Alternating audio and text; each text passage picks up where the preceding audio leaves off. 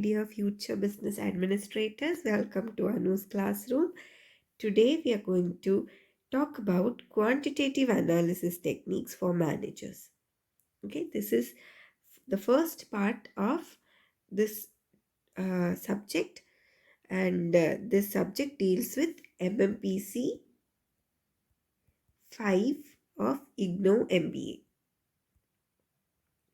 Sorry about my sound, I am not feeling quite well, but I hope you guys are all well and healthy. Okay, so without much ado, let us get started with our topic for today. So, with this subject, what we are going to do is we are going to take our first steps into the world of statistics and data analysis. So, statistics, definitely you have heard of the term, right? We have been studying statistics from our school days onwards. And data analysis, it's the new buzzword in tech town, right? Everybody is behind data analysis. Everywhere you go, you have what you can say, you have Facebook ads and Insta ads, even YouTube ads talking about how important data analysis is for us, right? So we are taking our first steps into it. We are building the basic blocks. So, what is statistics and what is data analysis? Um, what is it? Statistics. It is a branch of mathematics, right? What did we study in statistics? We studied how to create bar graphs. We studied how to take frequency charts. We studied how to check for the mean, median, mode, all those things, right? So, what was it actually? It was collecting and analyzing and interpreting and presenting data, right? So, that was statistics. Now, what is data analysis? Well, what we do with statistics is collect the data, we analyze it, and we present it. Now, how to make sense of data, like that data, how to get an insight from that data to make right business choices. That is what data analysis is. Data analysis is our way of working with data so that we can get useful information out of this whole chunk of data to make informed decisions. That's the catchphrase here. For us as managers, why we are going to learn this whole concept of quantitative techniques and statistics and all these things, which we'll be covering in our later classes, is for us as business administrators to make informed decisions, to identify the patterns, the trends, and remove our personal biases. Like, I might have certain perceptions, I might have, and those perceptions or my beliefs could lead to selectively distorting data. I might only take in or retain what I believe is true, and I might not consider what is against my belief system, right? But data does not bifurcate like that. So, data analysis would help me remove the biases and understand the data as is so that it results in better business decisions for me. When we take better business decisions, our business blooms naturally, right? So, in today's class, first we'll find out why exactly we have to study this. I know many of us might not like math, right? Many of us would be very much in what you can say, we might be considering maths as our enemy, but we have no way. We'll have to study quantitative techniques. But I assure you, even if you don't like math, I'll assure you that I'll try my best to make you like this subject, because understanding this quantitative techniques, right? Understanding whatever this subject has to offer us is very important for us. We'll see what data is, the concept of data, and we'll compare and contrast on the different types of data, mainly qualitative and quantitative. And we'll see how we can collect some data, and we'll also see how to design a questionnaire so that we can get that data. We can collect the data actually. Okay, so why do you guys think that we should learn quantitative analysis techniques? Well, for one thing, as I told, our businesses, be it anything from selling salt to selling cars or rockets or mobile phones or high-end robots or even a COVID vaccination, whatever my business is, it thrives on information. That is data. Data is the oxygen for business, right? So, as business administrators, we should be able to gather information, not just any information, we should be able to gather the right information, understand its patterns, and make inferences about the world around us so that we can adapt to our environment and succeed. All right. So, in short, you can say just a few points, okay, just to make you understand or drive home that importance to you. Quantitative analysis techniques will help us find need gaps in the market. Now, what are need gaps? Well, need gaps are the gaps in the market. Okay, they are opportunities for us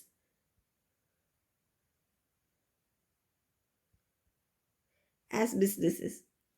There is a gap, there is a disconnect between what is offered and what the customer actually needs. So, if I can come up with a product that can fill that void, that's an opportunity for me. Okay, so more on need gaps. We'll talk about it in later lessons in other topics, but for now, it helps us find opportunities. It helps us plan both manpower and equipment usage and its procurement. It will help us allocate budgets, find future trends, and design suitable prices for our products, and plan the distribution or promotion strategies, decide on expansion or any kind of changes we might have to make in our process or methods to keep our business abreast with the recent changes that are happening, and a lot many more things. All these things is just here to drive home the importance of the subject which we are dealing with now. Okay, so apart from this, if you have any idea or if you have any suggestions of how we can actually make use of quantitative analysis in our day-to-day business administration activities, do go into the comment section and comment and help us all know your point of view. Okay, share your knowledge with us. Now, what exactly is it that we are analyzing? Data, right? We are analyzing data. We are going to collect data. What is data? Well, data refers to any facts or figures that are collated with the intention of being presented, interpreted, and analyzed. Let's leave all these words uh, somewhere, okay? Data simply means information. Data is simply another word for information. So that means our age, our height, weight, how we are feeling right now. Are we happy? Are we angry? Are we tensed? Are we stressed? What did I eat today? Did I skip a meal? What color am I seeing? Where am I sitting? Which language I am talking? Every single thing is data. We are surrounded and made of data. Okay, so data we can broadly classify into two. One is qualitative and the other is quantitative. Now, A lot of students that I've come across has difficulty in what you can say in while it comes to exams, all right, when if the question is quantitative data, they might mistake it for qualitative data and vice versa. It happens. So please don't make that same mistake, okay? Just think of this much: quantitative. What is quantity? Quantity is measurable, right? It is numerical. So quantitative, just remember this, okay? So that, and always double check, because apart from a few letters in the middle, both of this words are similar. And when we quickly read through stuff, especially question papers, while we are actually stressed out, we tend our brains tend to read the first and the last few letters and fill in the gap. So people confuse between this quantitative and qualitative data, not because they don't know, but because they are not reading properly. Okay, so don't make that same mistake. So, what is quantitative data? Let us first check that. Quantitative data is a data that can be quantified or measured. That is, it deals with numbers.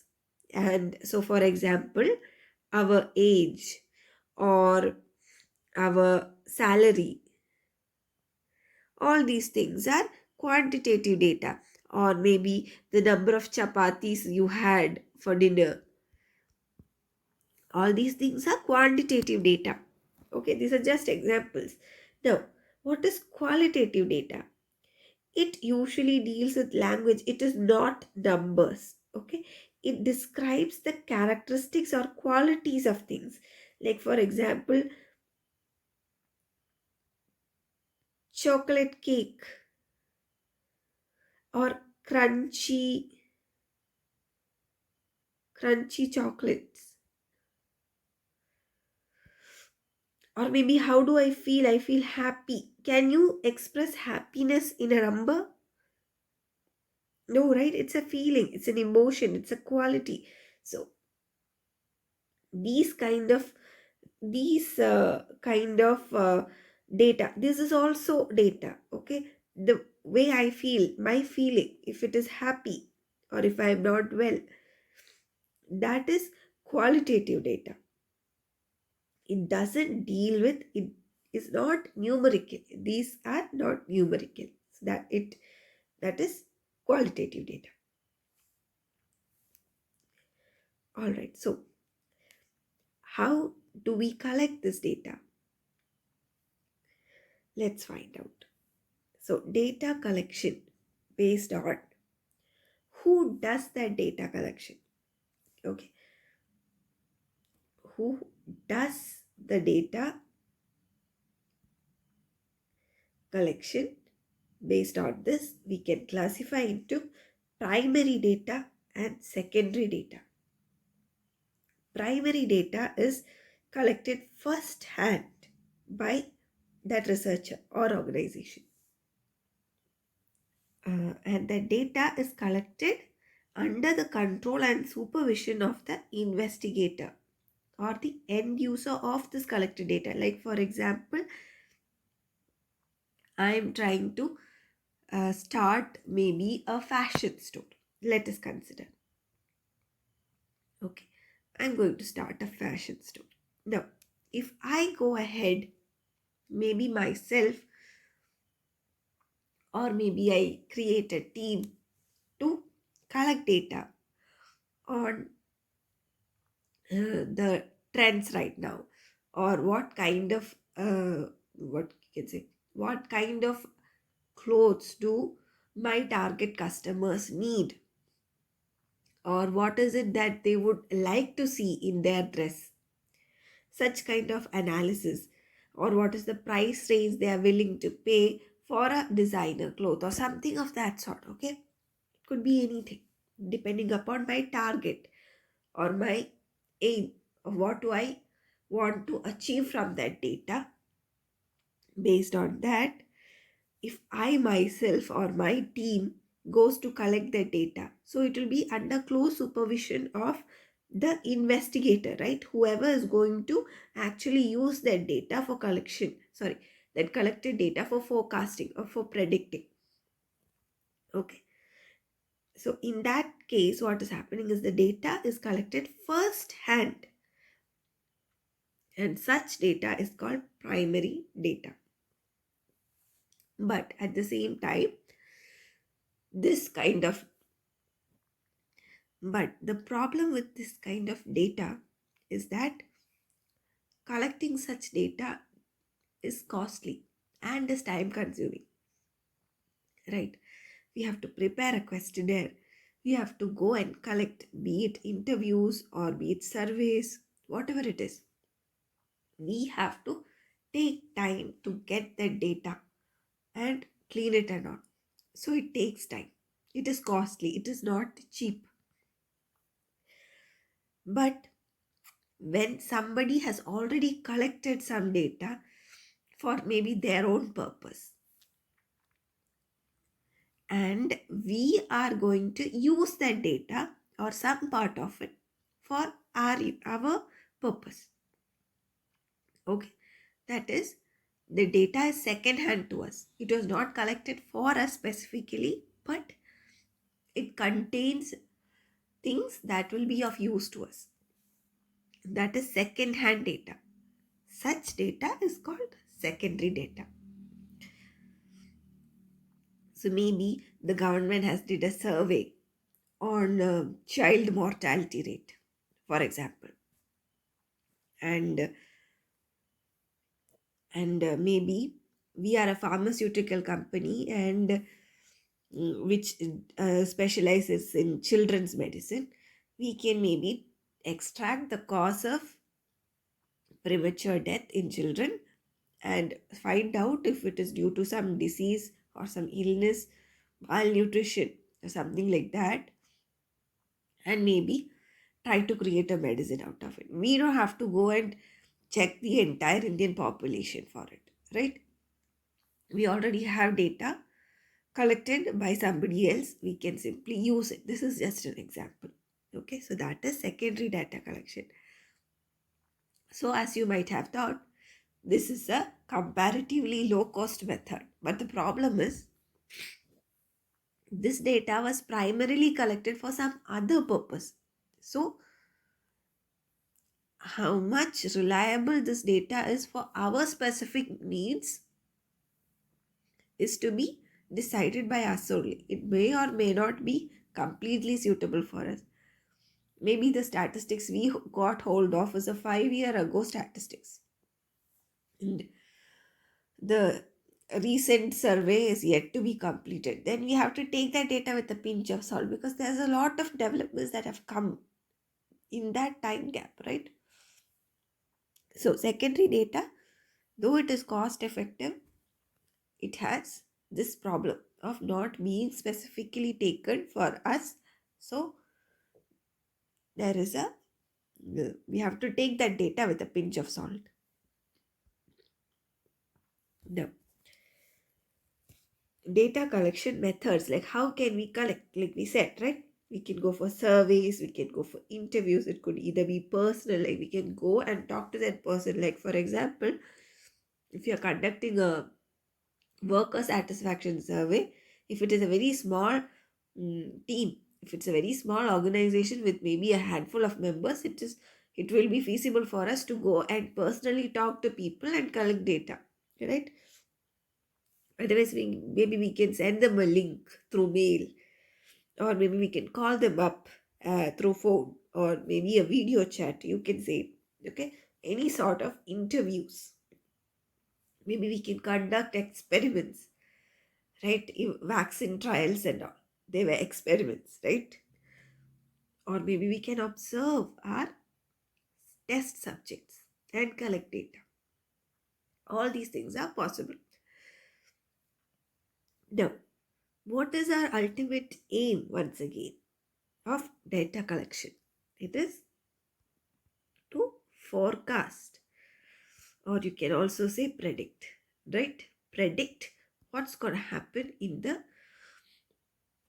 future so that we can adapt to it, right? So, uh, quick question for you guys. Okay, I've written forecast and I've written predict. Do you think there is a difference between these two? Please don't Google and not tell from your perspective. Is forecast and prediction same? If it is, why? If it is not, why not?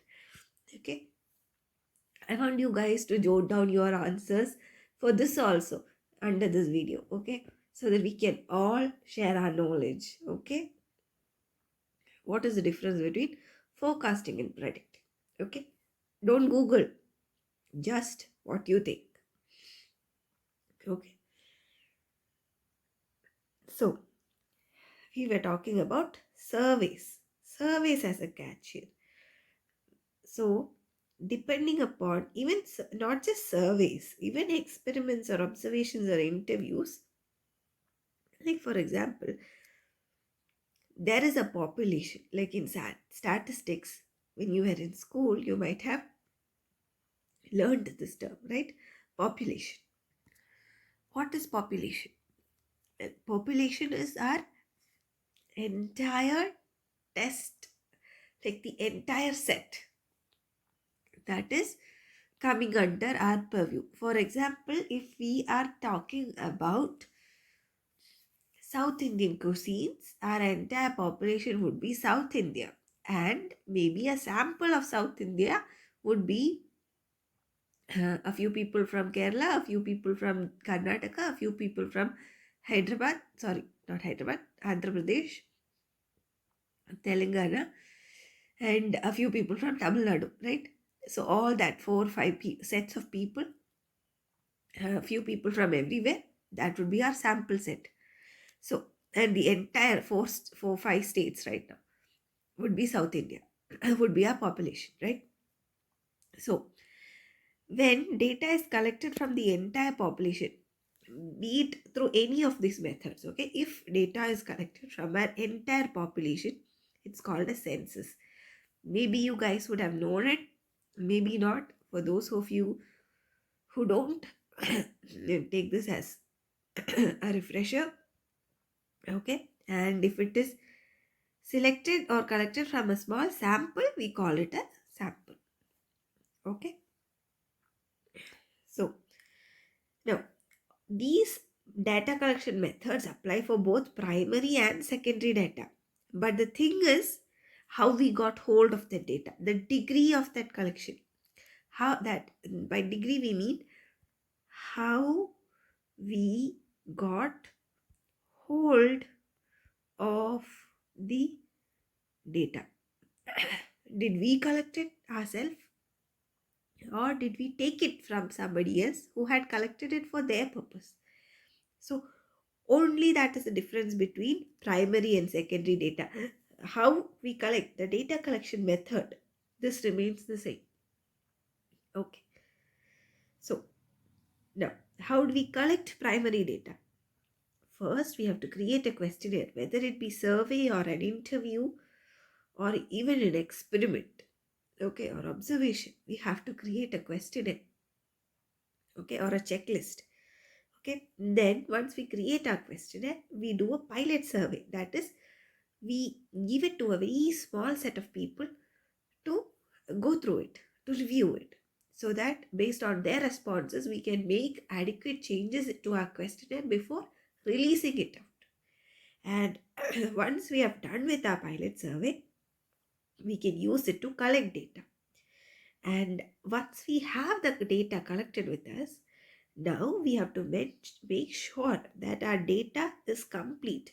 That is, if there are 10 questions in a questionnaire, we should make sure that respondents have responded to all those 10 questions.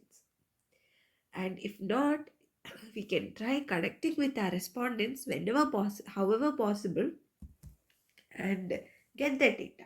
And if a lot of people have not responded to a particular question, then we better leave that question out from a further analysis, because We don't have enough data for it.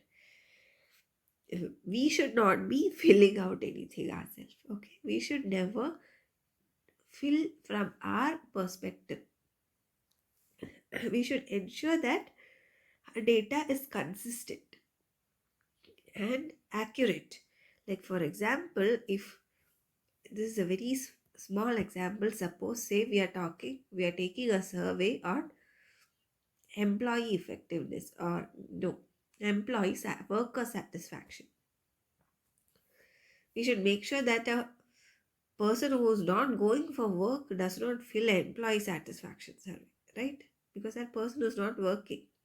So that kind of accuracy, this accuracy is actually very difficult for us to ensure, but this is very important for us to ensure also. So we should take all measures to ensure accuracy.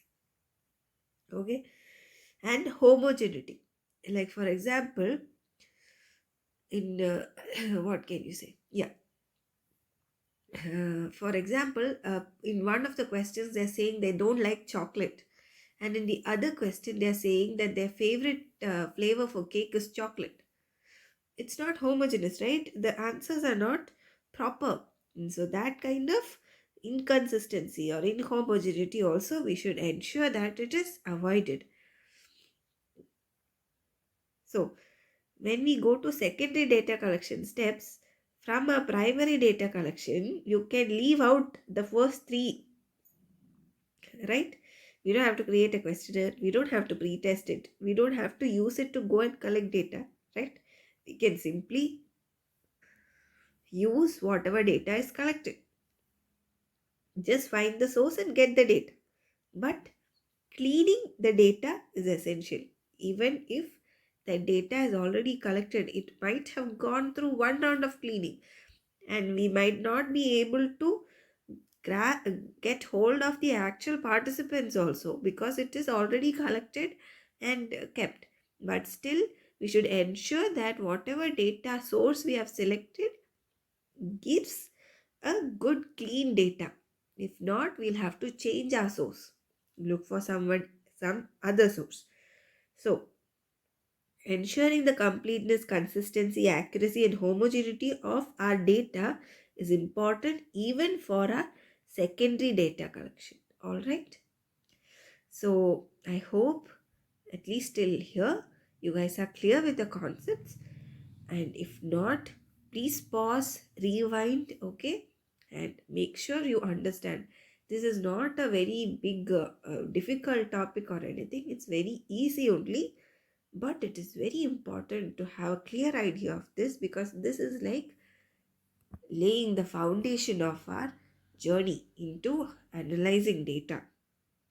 Okay, so coming to uh, how to design a questionnaire. Now, what are the signs of a good questionnaire? If we know that, we'll know how to design a good questionnaire, right? So, make sure that your questionnaire has a covering letter which will highlight what exactly is your questionnaire for. What is the purpose of this questionnaire? What is the purpose of your study?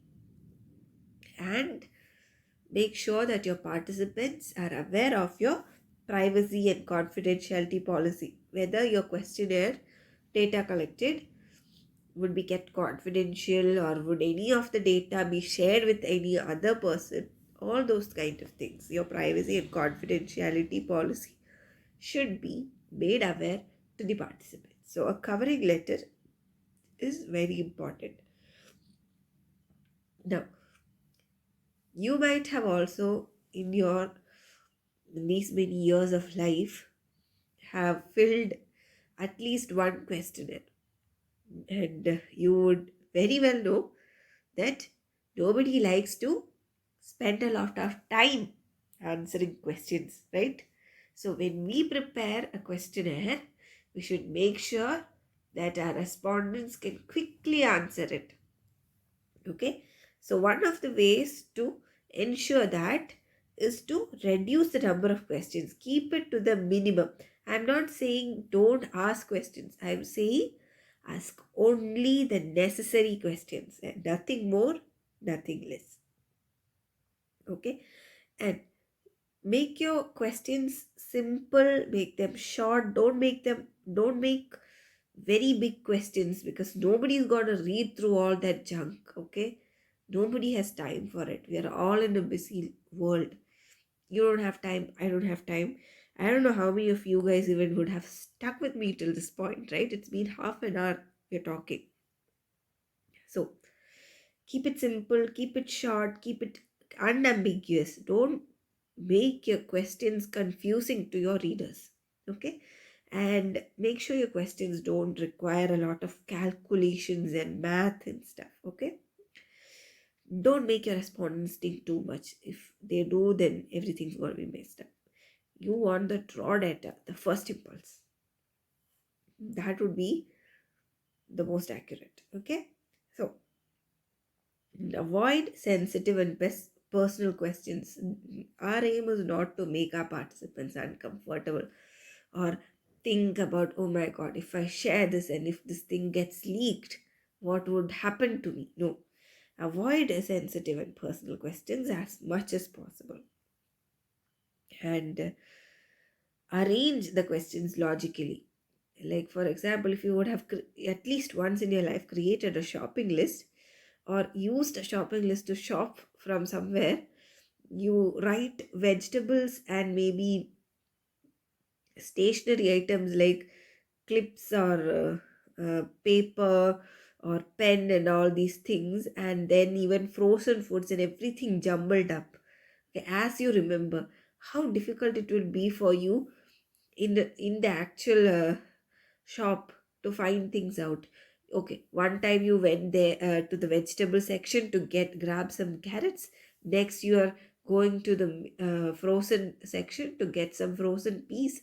Maybe the next, you are in the dairy section to grab a bottle of milk, and the next thing you know, you are back at the vegetables section to grab some onions. No, nobody likes it, right? You don't want to go hither to there in the shop and make others think that you're a fool, right? So arrange your questions logically. Even your participants are like that. Arrange it logically, give proper footnotes and proper cross checks. Like, for example, if you have a what you can say, if you have a field which asks for income or something like that, make sure everybody is aware of which income they have to put, whether it is monthly income or yearly income, whether it is the or whatever it is. Okay, or the actual income after all the taxes, or the net, or you can say before taxes, after taxes, whatever it is. Okay, make sure you give proper cross checks and footnotes so that your questions, this is again a point related to unambiguity, so that all your respondents know exactly what is being asked of them. Okay, and avoid open ended questions, okay, as much as possible. Like, for example, uh, um, like for example like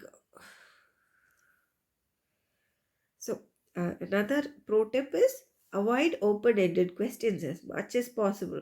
Okay, because like their responses vary a lot. Like, for example, if I am asking, do you agree with what Hitler did was right or wrong, such a question. Okay, now some people would just write a yes or no, but some people would go and write a paragraph or maybe even books about it in your questionnaire.